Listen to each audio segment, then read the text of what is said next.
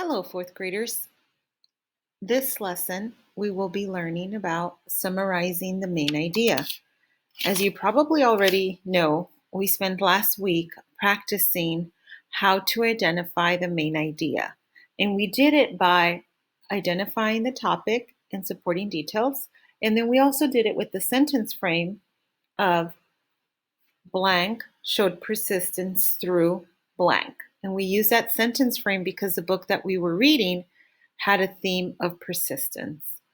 So now that you've learned and you've practiced how to identify the main idea by identifying the topic and supporting details, we're going to practice and learn how to summarize the main idea. So the content objective is that you will be able to summarize the main idea of a paragraph. Your language objective is that you will be able to write a summary of the main idea of a paragraph. So, first of all, how do we summarize? So let's take a look at the video. Hey everyone! So today we're going to be working on how to make a summary of a passage you've read before. I think you guys are going to have a very easy time with this because last week we were talking about how to find the main idea and supporting details, and we're basically going to take all of those skills and put it into one paragraph, and that's how we're going to make our summary. So let's go ahead and get started. So what do we remember about finding the main idea and supporting details? Well, we know the main idea is what the passage or the text is mostly about. Then the supporting details are those sentences that back up that statement that show that we know what we're talking about, that we know this is the main idea. Now, when we write a summary, we start with finding the main idea and the supporting details. That's the very first step. So when all the main idea and supporting details that you found last week, that is how you would have started to write the summary for those passages as well. Then you have to write a sentence about your main idea. And an easy way to remember how to do this is the first part of your sentence, you need to identify the text. Then you find a verb that the author used. You find a topic for the passage, and then the big idea of the passage. So I'm going to show you an example to help you understand this. When you identify the text, you say something like, in this chapter, or in this book, in this paragraph. You identify what you're reading. The verb is what the author is doing in the text. So is the author examining something? Is the author comparing and contrasting? Is the author describing something? Next, you figure out the topic. Here it says the human respiratory system. So whatever passage they read, it was about the human respiratory system. It could be about tornadoes. It can be the broad topic. Then the big idea is the next part. And that's how the example that they gave was how various organs work with the lungs in a way that allows us to breathe. So that's a bit more specific. The topic is the human respiratory system, and exactly what we're talking about is how those various organs work with the lungs in a way that allows us to breathe. So this is kind of like the passage that we read last week about the tornado shelter. The main topic would have been about tornadoes, but the big idea of that passage was having a shelter, that these cellars or tornado shelters are what keep people safe. So here are a couple more examples. So the example in this one was to identify the text. They said in this book, so they read a book. For a verb, they said the author describes. The topic was a school day in Japan, and the big idea was how that school day differs from a typical school day in America. Now you put all of this together, and that is your first sentence of your summary. It is one big sentence, so it sounds something like this. In this book, the author describes a typical school day in Japan and how it differs from a typical school day in America. Does that make sense? We'll do one more. Oh, actually, no, we're not. We'll work on another one later.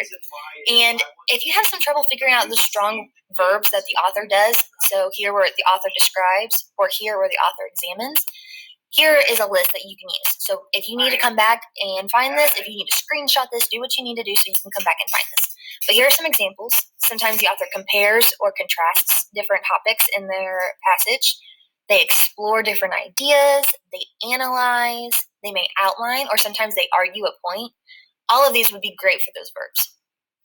Then the supporting details that you already wrote down, you put that into your own words. So if you took the supporting details word for word from the text, if you like copy pasted that sentence, you can't use those words in that fashion. You have to rewrite them in your own words. So we're going to try this all together. We're going to read this passage, and then we're going to try to make our own summary after. So it says, what do humans and snakes have in common? For one, both organisms shed their skin. However, humans and snakes shed their skins in very different ways. The average adult snake sheds its skin 2 to 4 times a year. A snake sheds its skin so that it can continue to grow. Unlike humans, whose skin grows as they grow, snake's skin will not grow. Therefore, when a snake outgrows its skin, it simply sheds the entire outer layer at once, and a new, larger skin will remain. Human skin, on the other hand, is constantly regenerating itself. Over the course of 1 month, a new human skin cell will push its way to the top layer and then fall off the body. About 30 to 40,000 dead skin cells fall off your body every minute. An average person will shed about 40 pounds of skin in his lifetime. Where does it go?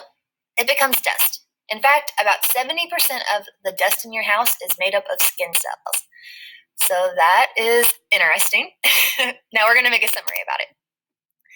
So you're going to use the combination that we used earlier. So you're going to start with in this passage, or you could say in these paragraphs, in this book, whatever it is. But for this particular one, we're going to say in this passage.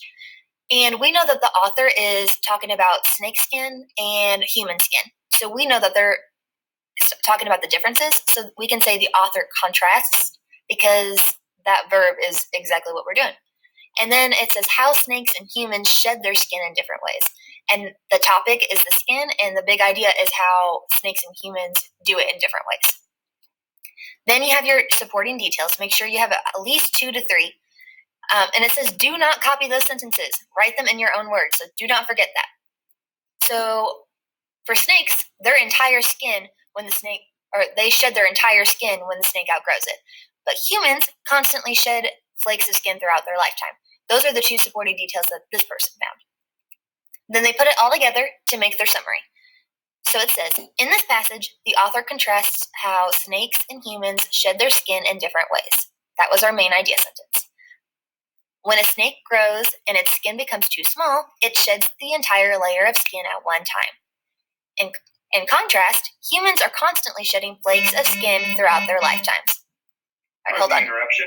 Beatrice or Samantha, please call 3260. Thank you. So the last 2 sentences were the supporting details that we saw in the last slide. But the author, whoever wrote this summary, they did not copy those sentences from the passage we read. They wrote this in their own words. And that is super important, so please don't forget that step. So now that we've done this a little bit together, you guys have a Google form that you will go to. You're going to read another passage that's about the same length, and I want you to use these steps. I want you to identify the text, have a verb, so the author describes, the author contrasts, something like that. Identify the topic and the big idea for the very first sentence in your summary, and then list 2 to 3 supporting details within your summary, and then you are done. All right. Good luck, everyone. All right.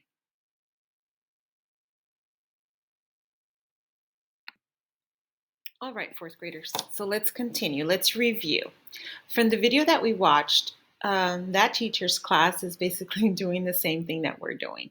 So that's why I liked her video, because it breaks it down to the way that I want you all to break it down when you're writing your summary.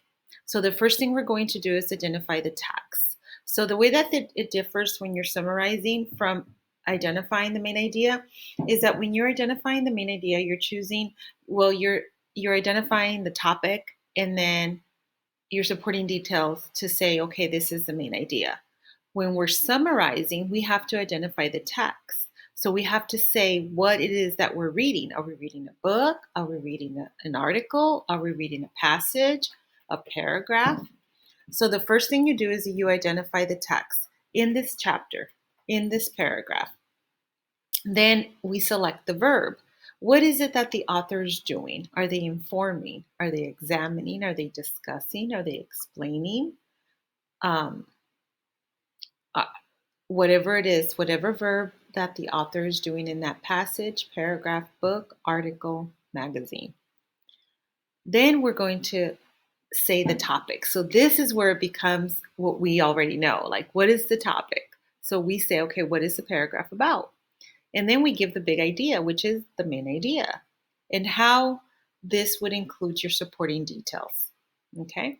So, for example, if we were in the paragraph, we were reading about spiders.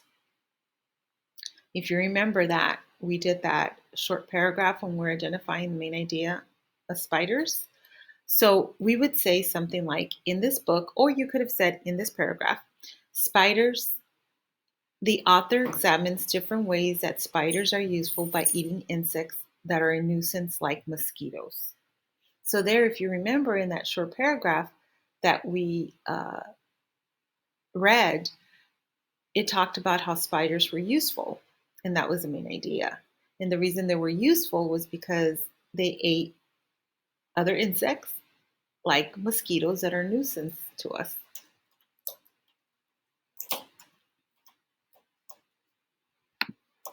Okay.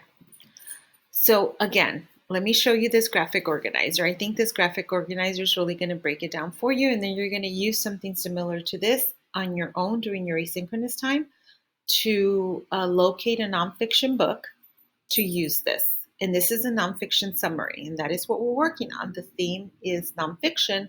So your books that you're reading are going to be either articles or passages, anything having to do that's nonfiction. So the first thing you're going to do is identify the text and author. In the text, in the paragraph, in the book, in the article, in the passage, the author. You always give them kudos. You're always bringing them in. Then we're going to select our verb. What is the author doing? Are they examining, highlighting, teaching, persuading, informing? Those are all your verbs. And then the topic. What is the article about? And then the main idea. A good way to start this phrase is, and how? Ask yourself, so what about the topic? Okay?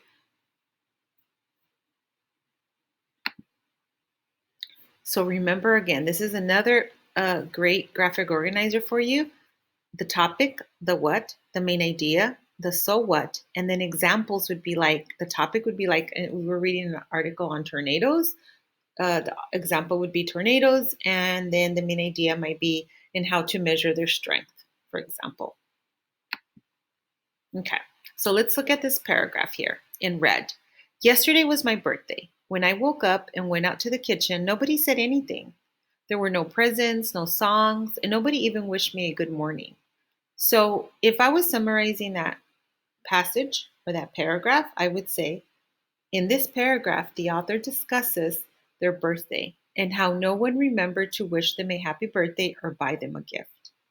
As you can see, I identified the text and author. I used a verb, discusses. I gave the main idea, gist, and some supporting details.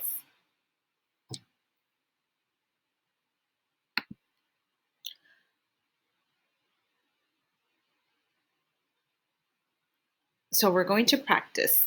This is what you're going to do on your own during your asynchronous time, but we're going to practice ourselves. So let me bring up the article.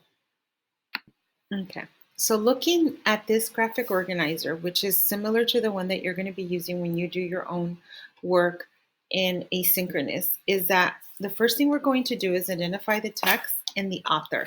Then we're going to look for a verb. Then we're going to just talk about the topic and the main idea. And we're going to do this using this article. So let me show you. So this is the topic, or this is the article. It's called Sharks. Okay. And then here, as you can tell, it's just giving us a brief, short description. Just remember about the main idea and so forth. Okay, so let's read the article. Sharks are known as the fiercest fish in the ocean. Sharks have been around for about 400 million years and are the top ocean predators. At the top of the food chain, sharks are feared by swimmers. However, These fish are also fascinating creatures. You probably know sharks have very sharp teeth, but they know they never run out of them. Did you know they never run out of them? If a shark loses a tooth, another moves forward from within the shark's jaw, where it keeps a nearly unlimited supply of replacement teeth. This way, it's almost impossible for a shark to end up without a full set of teeth. This is a phenomenon unique to the shark. No other animal in the world has teeth quite like the shark's. A shark can go through as many as 20,000 teeth in its lifetime. While sharks have a reputation of being fierce and dangerous, not all sharks are ferocious carnivores. Let me fix this. Some of the largest sharks are the most harmless. For example, the basking shark and the whale shark are two of the largest types of sharks, but they eat plankton. These sharks could be considered gentle giants. Some sharks are truly dangerous. The great white shark and the tiger shark are just two of the most well known hunters. On the other hand, humans are also hunters. People kill thousands of sharks a year to make food and products to sell. Who do you think are the most dangerous predators? Right. So we read this article about sharks. So the first thing we're going to do, we're going to look at our graphic organizer, which again, you're going to have one just like this. And we're going to see, identify the text and the author. So we can start off by saying, in this article, sharks, or we can say in the article sharks. So let me make this a little bigger so you can see. In the article shark, we're going to capitalize that. The author. So now let's think about what verb are they using? What is the author doing? So they're talking about sharks being fierce and how they've been around and how they're predators. So I'm looking at the word fierce and it appears in several of the paragraphs. So it says that they're fierce here. And then it talks about them being fierce here.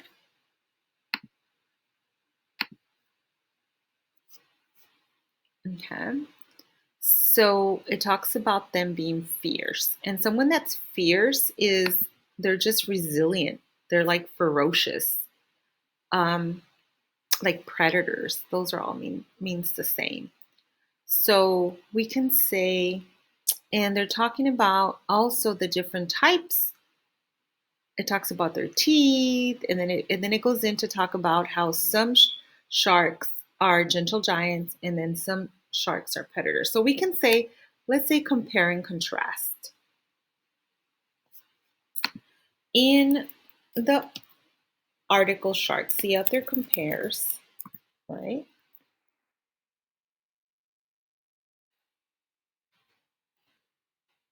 Compares sharks that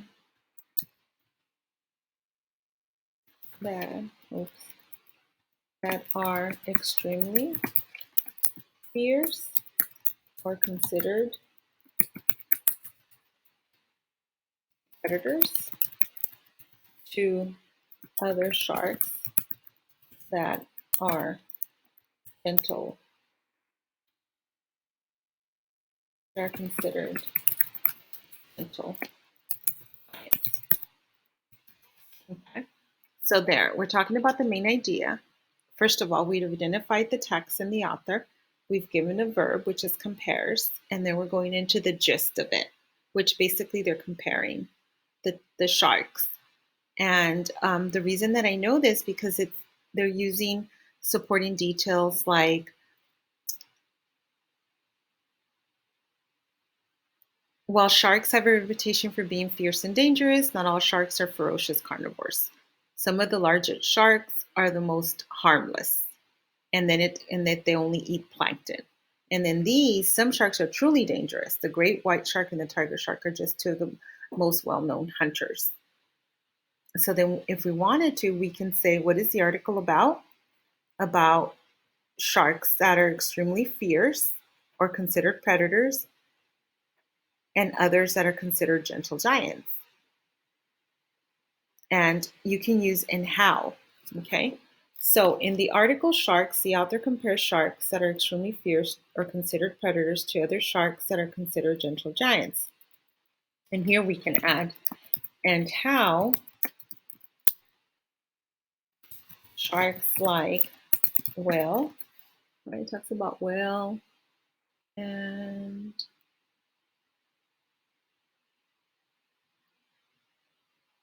where it talks about the gentle giants. Mm-hmm.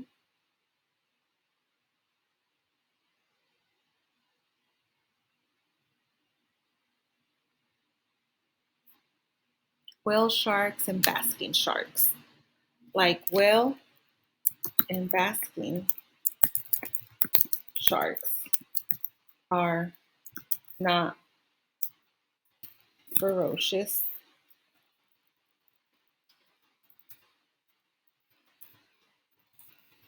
at all and eat plankton, while other sharks like the great white and tiger sharks are truly, and it even says here that they're hunters, are truly hunters. Or we can use predators.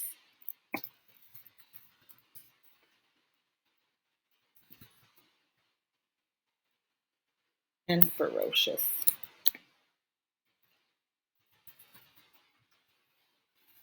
Okay, so this is how we would write our